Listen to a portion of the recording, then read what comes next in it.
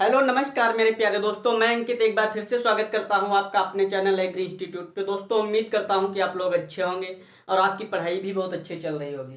कहते हैं कि भटकना जिन की आदत है, भटकना जिन की आदत है कभी भी घर नहीं पाते, कि गूंगे गीत भी अक्सर कभी भी स्वर नहीं पाते। पढ़ा हमने यहाँ भगवान से बढ़कर गुरु होता, पढ़ा हमने यहाँ भगवान से बढ़कर गुरु होता, गुरु निंदा जो करते हैं कभी भी पढ़ नहीं पाते। तो इस तरीके से दोस्तों गुरु की कभी भी निंदा नहीं करनी चाहिए। आज हम चैप्टर लेकर के आपके सामने आए हैं अलंकार, और अलंकार की हम बात करेंगे। इसको दो भागों में, हम दो पार्टों में डिस्कस करेंगे। हम पार्ट 1 में शब्दालंकार, दूसरे में अर्थालंकार डिस्कस करेंगे। हम इनको कविता के माध्यम से, ट्रिक के माध्यम से डिस्कस करेंगे। किस तरीके से, जैसे अनुप्रास है तो अनुप्रास क्या होता है, एक वर्ण की आवृत्त होत अनेकों बार, वहां अनुप्रास अलंकार है, कहाँ इसको कब सुनियार। तो ठीक है, इसी तरीके से हम ये जो दिखाई दे रहे हैं अलंकार, इससे आप कविता के माध्यम से भी डिस्कस करेंगे। चलो बढ़ते हैं दोस्तों अपने चैप्टर की तरफ। लिखा है अलंकार, तो अलंकार कहते किसे हैं, सबसे पहले हम ये समझने की कोशिश करेंगे। दोस्तों अलंकार किसे कहते हैं। अलंकार काव्य का वह रूप होता है जो काव्य की सुंदरता को बढ़ा दे। अलंकार याद कर लेना, अलंकृत अर्थात जो भी काव्य की शोभा को बढ़ा दे। जिस तरीके से स्त्रियों के आभूषण होते हैं उनके अलंकार, आभूषण कौन होते हैं, उनके अलंकार। इसी तरीके से हमारे जो अलंकार हैं, हमारे जो ये जैसे अनुप्रास, यमक, श्लेष इस तरीके के हैं, ये हमारे काव्य, ये हमारे काव्य मतलब हिंदी व्याकरण के अलंकार हुए। ठीक, जो आभूषण होते हैं वो स्त्रियों के अलंकार होते हैं। अर्थात आभूषण ऐसी चीज होती है जो स्त्रियों की सुंदरता बढ़ा देते हैं। आभूषण पहनने से स्त्रियां बड़ी सुंदर लगने लगती हैं। ठीक, तो इसी तरीके से जहाँ पे इन अलंकारों का प्रयोग कर देते हैं काव्य बड़ा ही सुंदर रूप ले लेता है। तो अलंकार की बात करें, काव्य का वह रूप जो काव्य को सुंदरता देता है उसे ही अलंकार कहा जाता है। अलंकार के प्रकार कई होते हैं, अलंकार के दो प्रकार होते हैं। मेरे प्यारे बच्चों समझ लेना, अलंकार के दो प्रकार होते हैं या अलंकार के दो भेद होते हैं। एक होता है शब्दालंकार, एक होता है अर्थालंकार। शब्दालंकार जो होता है इसके 5 भेद होते हैं, और अर्थालंकार होता है इसके 10 या 11 भेद होते हैं। इसके भेद नहीं पूछे जाते, इसके भेद पूछ देता है आपसे। यहीं पे क्वेश्चन बन जाता है, यहीं पे बन जाता है कि शब्दालंकार पूछ देता है कि शब्दालंकार के कितने भेद होते हैं। आप लोग बता सकते हो शब्दालंकार के 5 भेद होते हैं। एक अनुप्रास, यमक, श्लेष, वक्रोक्त, पुनरोक्त। ठीक, तो इनको आज डिस्कस करेंगे। फिर पूछता है अर्थालंकार, तो उपमा, रूपक, उत्प्रेक्षा, अतिशयोक्त, भ्रांतिमान, संदेह, मानवीकरण, विभावना, प्रतीप, असंगत, ये सब होते हैं अर्थालंकार। ठीक, तो अर्थालंकार हम कल डिस्कस करेंगे और शब्दालंकार आज डिस्कस करेंगे। आप लोग ये चार्ट बना लीजिए और ये भी लिख लीजिए। आज हम इनको डिस्कस करेंगे, कल इनको, तो आज इसको लिख लीजिए आप लोग, कल इसको डिस्कस करेंगे अगले चैप्टर में, तब इसको हम पढ़ाएंगे।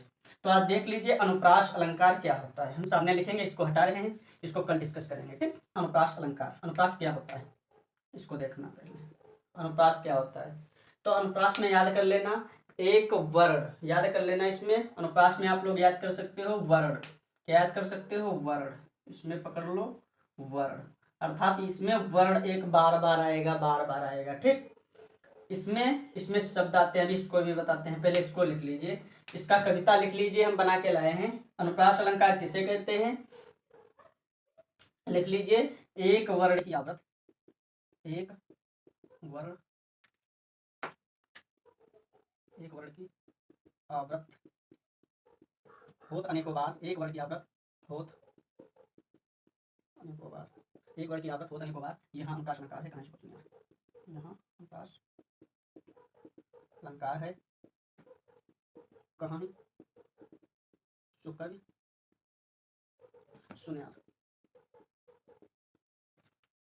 देख लेना मेरे प्यारे भैया, अनुप्रास अलंकार एक वर्ण की आवृत्त होत अनेकों बार, यहाँ अनुप्रास अलंकार है, यहाँ अनुप्रास अलंकार है, कहाँ इसको कब सुनिए। ठीक, ये कविता हमने बनाई है, बड़ी मेहनत से कविताएं आती है। मेरी क्लास को लाइक और सब्सक्राइब और शेयर करना बिल्कुल मत भूलना। हम इसी तरीके से और भी क्लासें लाते रहेंगे। अनुप्रास क्या होता है, एक वर्ण की आवृत्त होत अनेकों बार, यहाँ अनुप्रास अलंकार है, कहाँ इसको कब सुनवा यार।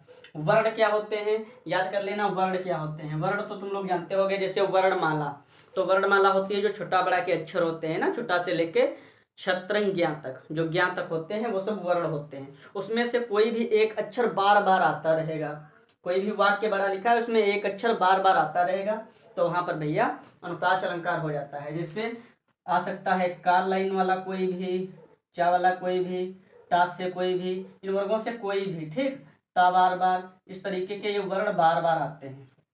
इसमें लिख लीजिए जैसे,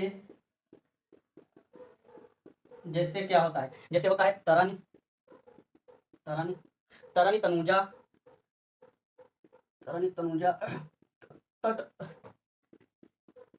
तरवर, कमाल, बहु, छाये।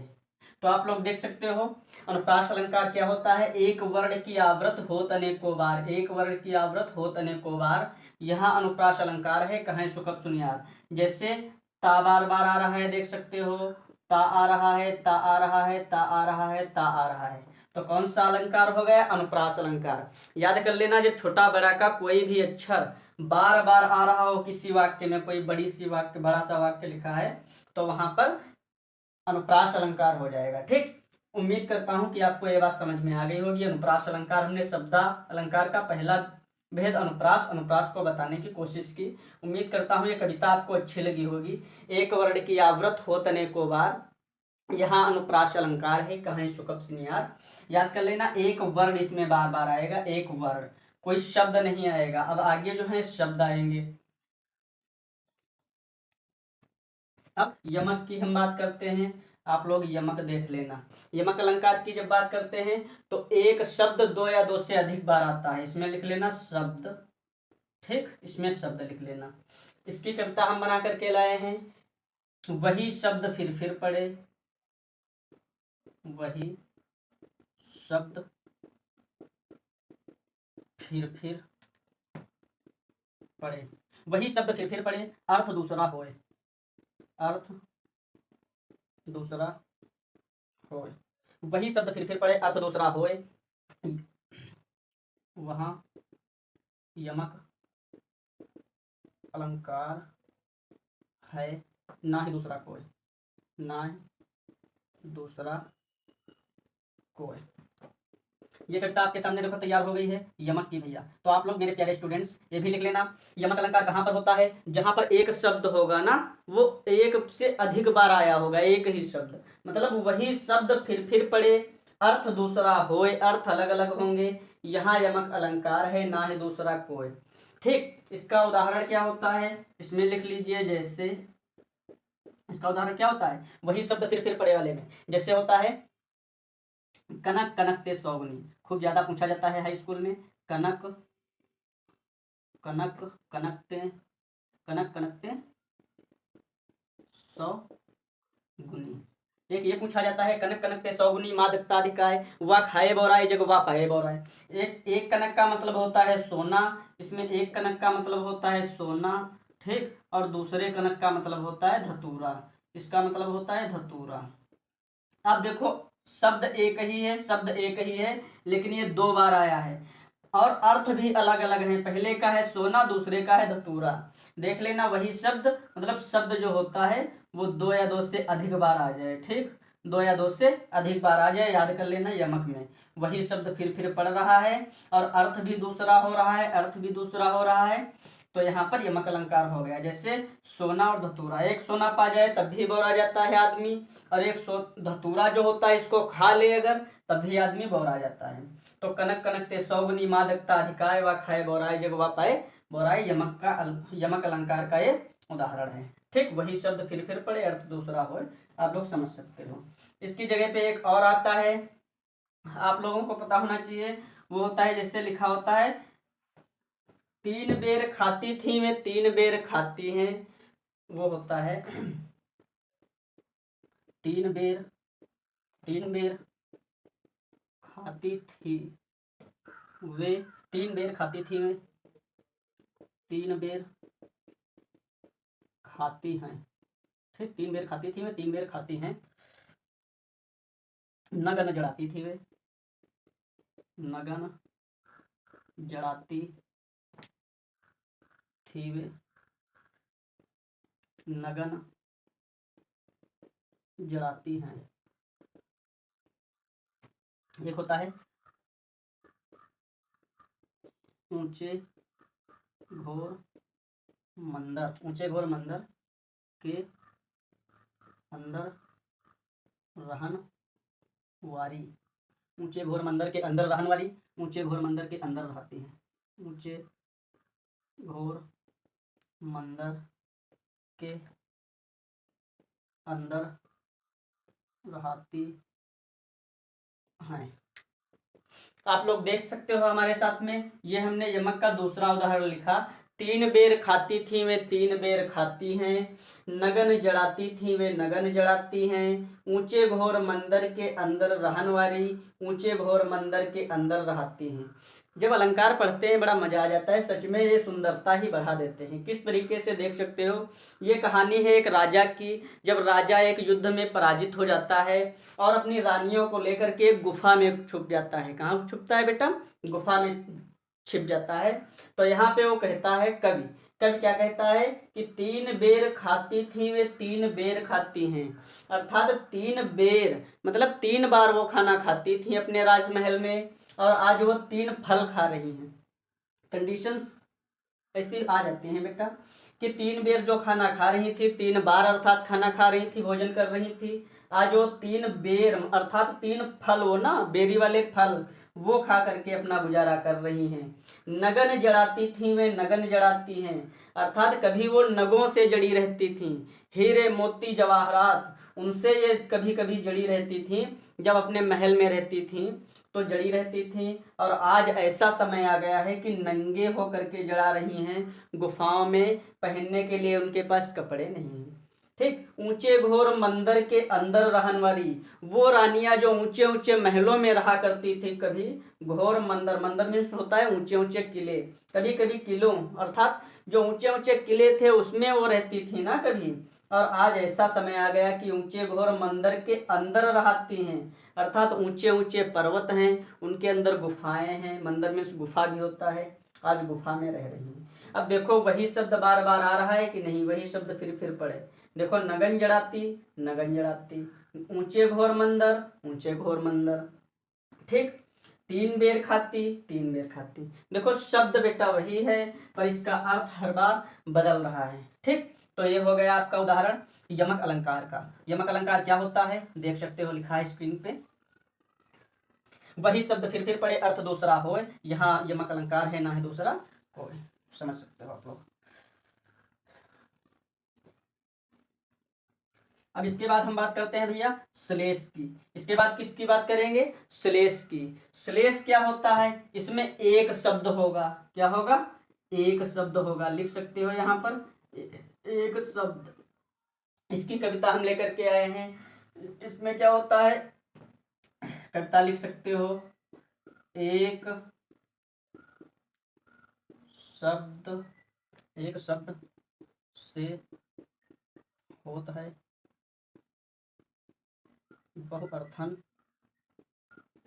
को ज्ञान, एक शब्द से होता है बहुअर्थन को ज्ञान, श्लेष ताहि को कहत है वरना सकल जहान, श्लेष ताहि को कहत है वर्णत सकल जहान। आप लोग देख सकते हो बेटा, हमने लिखा है श्लेष का, ये किसका है? श्लेष का उदाहरण हमने लिखा है। श्लेष की पहले परिभाषा देखो क्या होता है, शब्द एक ही होगा। श्लेष में क्या होता है? शब्द एक ही होता है, एक शब्द से होता है बहुअर्थन को ज्ञान, अर्थात शब्द एक ही होगा लेकिन उसके अर्थ बहुत होंगे, अर्थ बहुत होंगे। श्लेष ताहि को कहत है वर्णत सकल जहान, एक शब्द से होता है बहुअर्थन को ज्ञान, श्लेष ताहि को कहत है वर्णत सकल जहान, अर्थात पूरा जहान जानता है कि श्लेष वही होता है एक शब्द हो और अर्थ बहुत हो। इसमें एक शब्द वाला देखना क्या होता है, इसमें क्या होता है, जैसे चरण धरत वाला लिख दो, चलो लिख लो आप लोग, चरण, जैसे चरण धरत चिंता करत चितवत चारों ओर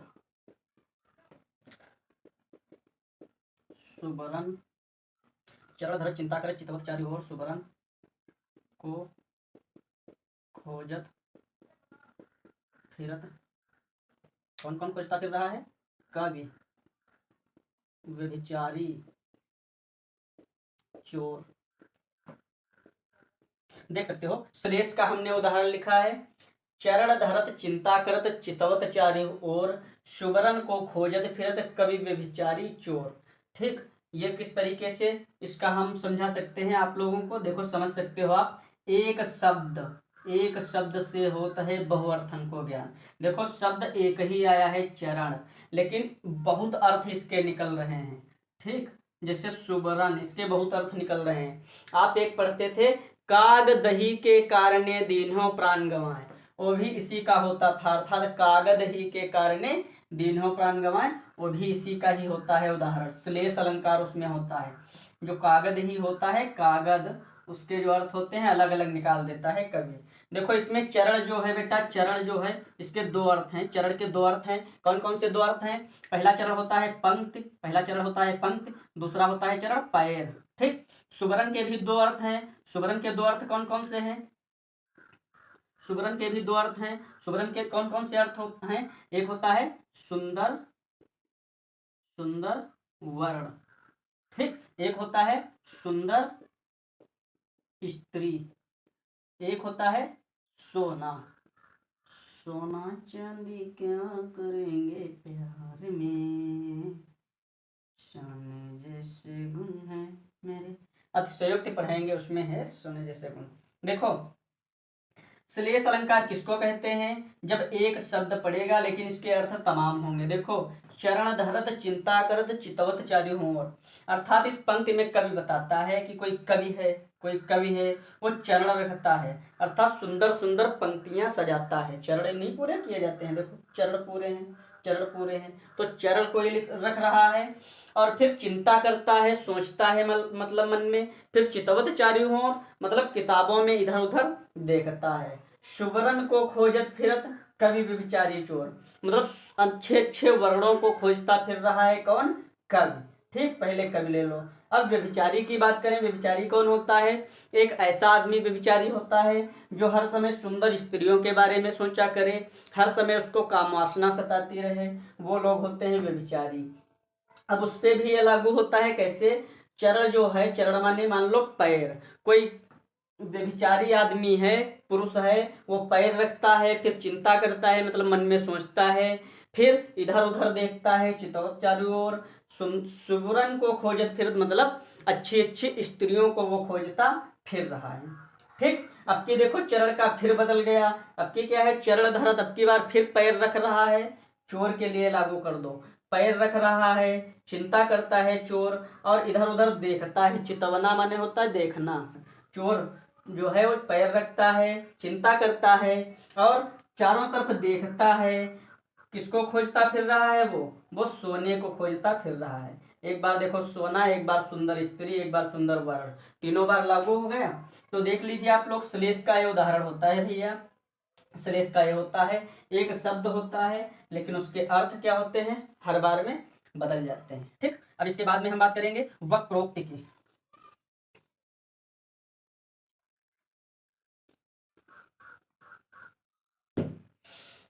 अब हम बात करने जा रहे हैं वक्रोक्ति अलंकार क्या होता है। वक्रोक्ति अलंकार होता है भैया, कहा कुछ जाए समझा कुछ जाए, मतलब कहो कहो कुछ, ठीक, और समझे कोई कुछ, समझे कुछ। इसका उदाहरण देख सकते हो यहाँ पर, कहो कुछ और समझे कुछ। ठीक, कहो कुछ और समझे कुछ किस तरीके से? जैसे इसमें होता है इसका वक्रोक्ति का, जैसे उसे रोको मत जाने दो। वक्रोक्ति याद कर लेना, वक्रोक्ति मतलब जब कहा कुछ जाए और सामने वाला समझे कुछ और। कभी कभी होता है ना ऐसा कि कहो कुछ और लोग बात कुछ और समझ लेते हैं।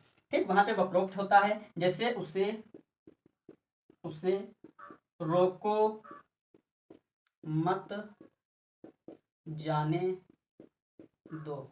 अब देख सकते हो आप लोग, उसे रोको मत जाने दो, उसे रोको मत जाने दो। जैसे आपने किसी से कहा उसे रोको मत जाने दो, आपने कहा उसे रोको मत जाने दो, तो सामने वाला समझ रहा है उसे रोको मत जाने दो, मतलब जाने दे इसे हम। ठीक, और आप कह रहे हो कि उसे रोको। अब की बार कैसे? उसे रोको मत जाने दो, उसे रोको मत जाने दो, लेकिन सामने वाला क्या समझ रहा है?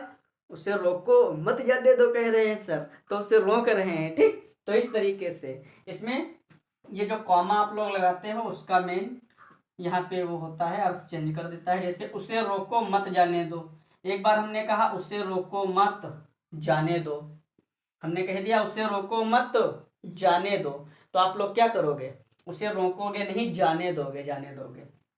अब की बार हमने क्या कहा, हमने कहा उसे रोको मत जाने दो, उसे रोको मत जाने दो, तो आप लोग उसे रोक लोगे, जाने नहीं दोगे। ठीक, तो उम्मीद करता हूँ वक्रोक्ति भी समझ में आ गया होगा। ये हम लोग शब्दालंकार के पढ़ रहे हैं 5 भेद।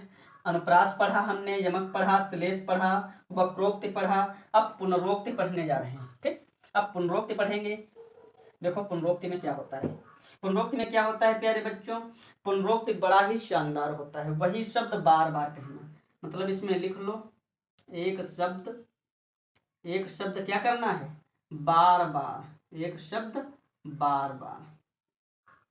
एक शब्द बार बार कैसे कह देते हो आप लोग, जैसे कहते हो, क्या कहते हो, धीरे धीरे से मेरी जिंदगी में आना, तुमसे प्यार बहुत है हमको जाने जाना।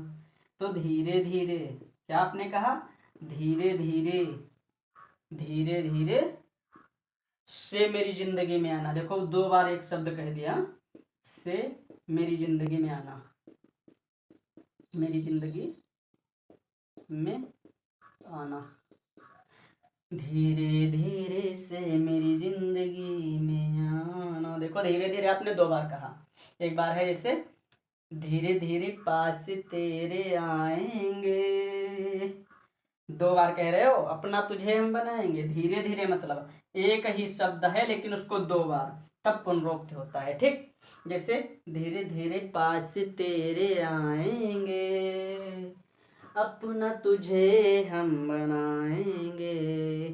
ठीक, तो उम्मीद करता हूँ प्यारे बच्चों आपकी समझ में आ गया होगा। ये हम देखो फिर से आपको बता देते हैं।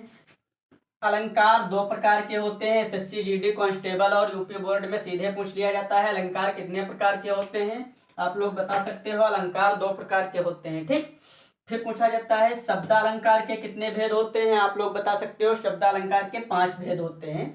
अनुप्रास अलंकार, यमक अलंकार, श्लेष अलंकार, वक्रोक्त और पुनरोक्त। ये इंपॉर्टेंट नहीं है लेकिन कक्षा 10 और इंटरमीडिएट वालों के लिए ये वाले बहुत इंपॉर्टेंट होते हैं। अनुप्रास क्या होता है, एक वर्ण बार बार आता है अनुप्रास में, एक वर्ण बार बार आता है अनुप्रास में। ठीक, वर्ण क्या होते हैं, जो वर्णमाला छोटा बड़ा वाले ना, वही छोटा बड़ा का कोई अक्षर बार बार आएगा, जैसे तरणी, तनुजा, तरुवर, तमाल, बहुछाए, इस तरीके से। यमक अलंकार क्या होता है, इसमें एक शब्द आएगा बार बार, 2 या 2 से अधिक बार आएगा शब्द। ठीक, वर्ण नहीं शब्द आएगा, जैसे इसमें हमने बताया था यमक में, कनक कनक ते सौगुनी मादकता अधिकाय, वा खाए बोराए जगवा पाए बोराए।